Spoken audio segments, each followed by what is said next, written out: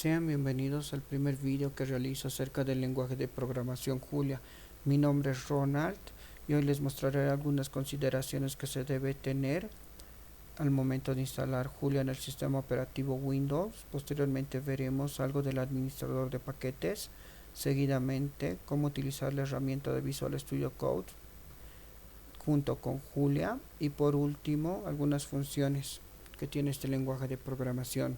Lo primero que debemos hacer es ingresar a la página web oficial de Julia. Posteriormente nos vamos a la pestaña de descargas, elegimos el tipo de instalador, en mi caso 64 bits. Una vez que lo tengamos descargado, nos vamos acá al momento de instalarlo. Hay que verificar que la opción de agregar Julia al pad esté habilitada. Es necesario mencionarles que esta opción solamente la van a ver en versiones de Julia superiores a la 1.6. Una vez terminado el proceso, nos vamos al menú de Windows y escribimos cmd. Acá escribimos Julia. Y si nos muestra la consola de Julia, es un indicador de que Julia ha sido instalado de la manera correcta. Ahora, para ingresar al modo de administrador de paquetes, lo que debemos hacer es escribir el corchete, el símbolo de corchete, el cierre de corchete, como nos muestra acá. Y dentro de este modo tenemos cuatro opciones, las opciones básicas para poder iniciar con este modo, que sería agregar paquete, eliminar paquete, actualizar paquete, que tiene una variación, disculpen, y el estado, para ver el estado de nuestros paquetes. Agregando un paquete. Para agregar un paquete, primero seleccionamos el paquete que deseamos instalarlo y simplemente es add y glm. Presionamos enter y lo vamos a tener instalado. Para hacer de la forma en la cual nos muestra la página de glm, lo que debemos hacer es salir del modo administrador de paquete y acá debemos escribir lo que nos menciona, ¿no?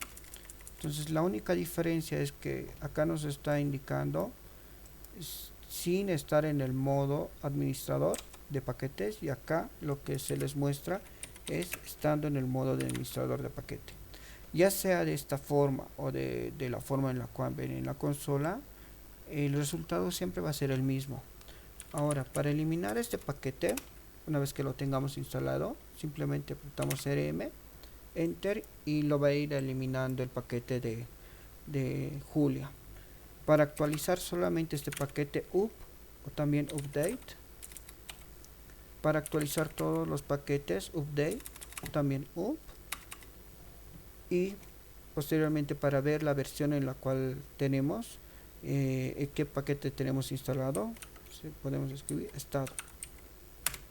Y acá nos muestra el paquete, los paquetes que tenemos instalados y las versiones con las cuales estamos trabajando. Ahora, para ingresar al modo de ayuda, lo único que debemos hacer es escribir el signo de interrogación de cierre, como nos muestra acá. Y acá vamos a escribir algún comando del cual necesitemos alguna descripción o tal vez nos recordemos qué opciones tiene o qué funciones tiene de respuesta, ¿no? Para salir del modo de consola, lo único que debemos hacer es presionar control D y ya salimos del modo de consola de Julia. Cerramos. Ahora, para trabajar con Visual Studio Code, una vez que lo descarguemos y lo tengamos instalado, lo primero que debemos hacer es presionar Control Shift X. Se nos va a abrir esta ventana, esta opción, y acá escribimos Julia. Lo que debemos hacer es instalar la primera opción. En mi caso ya lo tengo instalado, por eso no me aparece como esas otras opciones que nos muestran. Solamente es tenerlo ahí, presionar en install y ya estaría. Ya estaría Visual Studio Code, ya estaría preparado para trabajar con Julia. Para ocultar esta ventana, control V. Ahora, lo siguiente que debemos hacer es seleccionar una carpeta en donde vamos a guardar nuestro proyecto o nuestro archivo, ¿no? Vámonos a File, vamos a ir a esta opción, en la de abrir carpeta. En mi caso ya lo he creado, simplemente voy a seleccionar esa carpeta. Para verificar que estemos en la carpeta presionamos Control Shift E y acá está. En mi caso ya tengo un archivo creado que es la que se llama introducción. Vamos a crear un nuevo archivo. Veamos, acá está el archivo. Acá voy a crear ahora un nuevo archivo. Simplemente presionamos Control N. Voy a colocarle acá capítulo 1 con la extensión de Julia, que es JL. Y acá podemos ver que actualmente el archivo está indefinido, pero lo que acabamos de escribir es el nombre con el cual se va a guardar. Presionamos Control S, verificamos que estamos en la, bueno, más que verificar, podemos ver que acá estamos en la carpeta Julia, la extensión igual es Julia. Guardamos este capítulo 1 y mire, ya ha aparecido el archivo y aquí ha cambiado. Esto ya no es necesario, lo borramos. Ahora, para ocultar esta parte, simplemente Control V se oculta. Para llamar a la consola de Julia dentro de Visual Studio Code, lo único que debemos hacer es presionar Control Enter y ya está llamando a la consola de Julia, ¿no? Y ahora lo primero que vamos a ver es algo acerca de la notación polaca. En Julia no utiliza la notación polaca, utiliza una variación a la notación polaca. Entonces utiliza una variación a la notación polaca, por eso lo vamos a colocar con asterisco. La notación polaca se caracteriza por hacer operaciones matemáticas sin la necesidad de utilizar paréntesis o comas. Entonces simplemente utiliza espacios. Veamos con un ejemplo. Por ejemplo, esta opción de sumar 2 más 7, que nos da 14, con la notación polaca sería, disculpe, nos da 9. Con la notación polaca sería 2,7. ¿Ven? Entonces, ahora es una variación porque en Julia lo maneja entre paréntesis y lo utiliza como una función. Por ejemplo, voy a hacer 2 más 5 por 8 dividido entre 3, ¿no? Con la notación polaca y variación a la notación polaca sería primero por regla de símbolos hacer la multiplicación, posterior el resultado que nos dé esa multiplicación lo vamos a dividir entre 3 y al último el resultado de esa operación lo voy a sumar con 2. El resultado es el mismo, ¿no? Para aquellas personas que alguna vez han podido manejar la calculadora HP 50G, esta notación se les va a hacer muy similar a la notación que tenía la calculadora, a la RPN. Entonces es algo muy similar, o para aquellas personas que también hayan visto algo del lenguaje de programación Lisp, que igual lo maneja de esta forma. Bueno, vamos con lo siguiente, que son los operadores ternarios.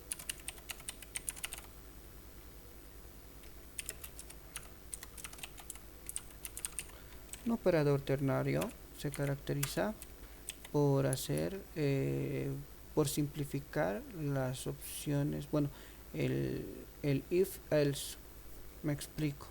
Por ejemplo, acá voy a declarar a A como 1, a B como 2 lo voy a enviar a la consola de Julia y le voy a preguntar si A es mayor que B.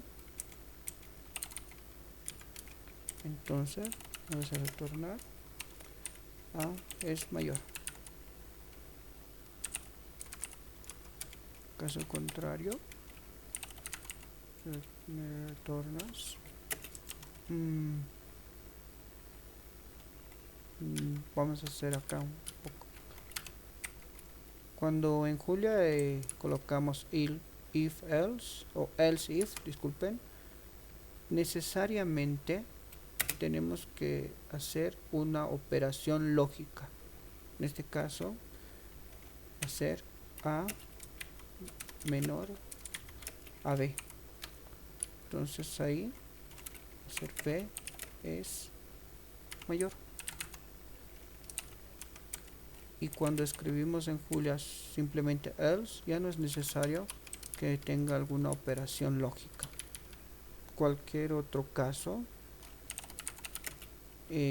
nos va, bueno, sería en este caso A es igual a B.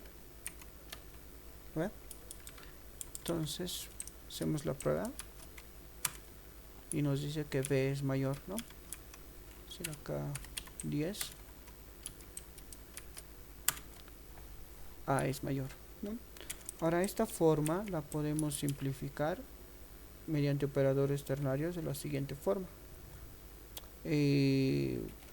A es mayor a B, entonces A es mayor. De lo contrario, me vuelves a consultar. B, no, disculpa, A es menor que B, entonces B es mayor. Caso contrario, A y B son iguales, ¿no? Vemos. A es mayor. ¿Ven? Entonces, esto es un operador ternario. Nos ayuda a simplificar toda esta expresión que tenemos acá arriba. ¿Cuál es la ventaja? Que lo podemos hacer en una sola línea y que a medida que uno se vaya acostumbrando puede hacer simplificaciones de código con esto, ¿no? Entonces esto va a depender del gusto del programador. También es recomendable utilizar esta opción siempre cuando tengamos opciones más complejas, ya que esta simplemente abstrae o nos indica bajo una sentencia lógica de verdadero y falso. Por ejemplo, ¿qué pasa si tenemos que A es mayor a B? Entonces, no sé, declarar una variable C que sea 1 y esta variable C, ¿no ven? Esta variable C que se sume a más, que sea la suma de A más B. Entonces, ahorita esto está, porque esto debemos declararlo dentro de una función, eso lo vamos a ver después, y debemos declarar la función, dentro de esta función debemos declarar la variable local y la variable C, y dentro de todo esto debería estar esto, pero a lo que voy es que cuando las opciones son un poco más complicadas de expresarlas, es mejor tenerlo claro a que tenerlo algo simplificado pero que no sea entendible, ¿no? Bueno, lo siguiente que quería mostrarles es acerca de las funciones tipadas, que vamos a colocar funciones tipadas. Una función tipada, primero les voy a explicar una función tipada se caracteriza porque cada variable de ingreso de la función le declaramos el tipo de dato que va a tener, y así también podemos declarar el tipo de dato de salida. Por ejemplo, voy a hacer otra vuelta, es mayor, ¿no? Si quiero que me compare A y B, que ya lo hemos ido declarando, entonces voy a hacer una variable A, se necesita, y también una variable B. Dentro de esto podemos agarrar esto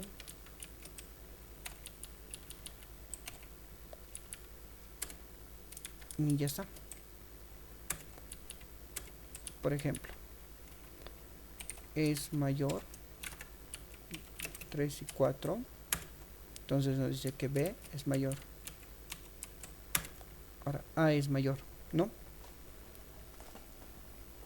En esta opción que acabamos de hacer, tanto A como B como el resultado nos está aceptando cualquier tipo de dato. Por ejemplo, 4,5, 4,4, A es mayor, 3, disculpen, 3.5, B es mayor.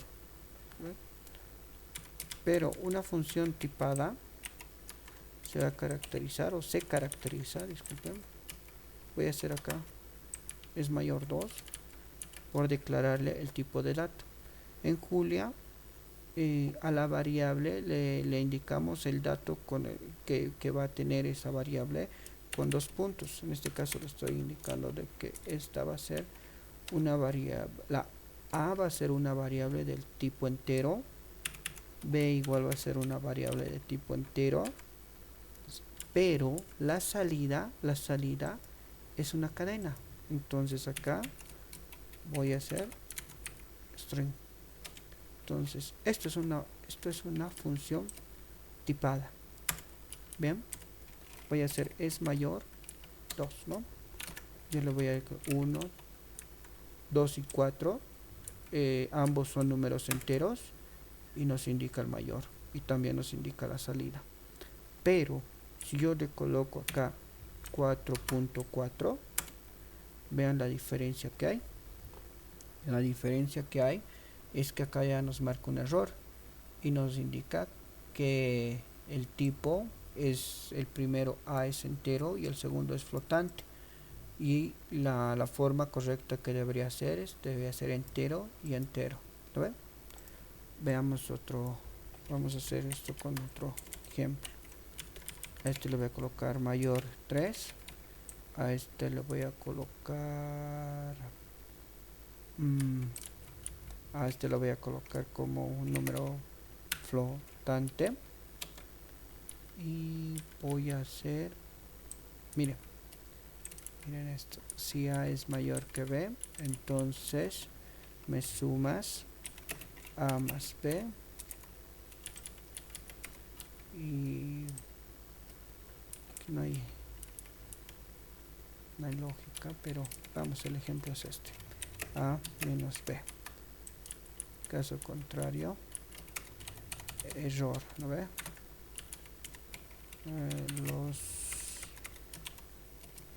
Los números son iguales. Bueno, acá vamos a ver. Lo que estamos haciendo, miren, con este ejemplo voy a colocar ahora es mayor 3,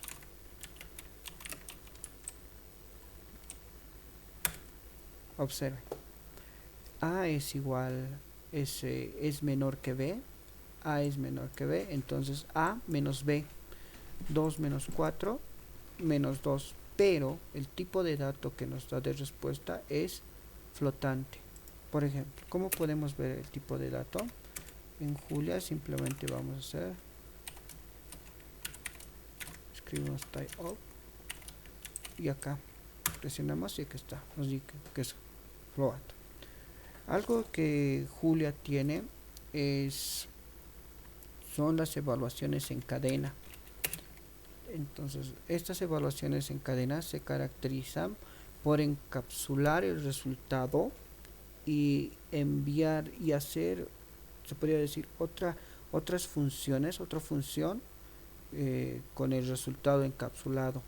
¿A qué me refiero? Por ejemplo, para hacer una evaluación en cadena se realiza el siguiente, se escribe lo siguiente, es el símbolo de o más mayor que, entonces ahí escribimos el resultado que queremos, type of, ¿vale?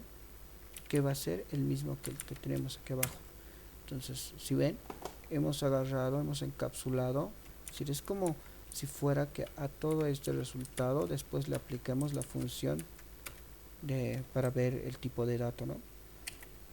Entonces, eso es algo muy muy necesario, es muy utilizable y lo vamos a ir viendo en capítulos posteriores cómo podemos utilizar funciones bajo funciones en cadena, ¿no? Bueno, ahora siguiendo con este ejemplo, por ejemplo, si A y B son iguales, si A y B son iguales, miren lo que va a ocurrir.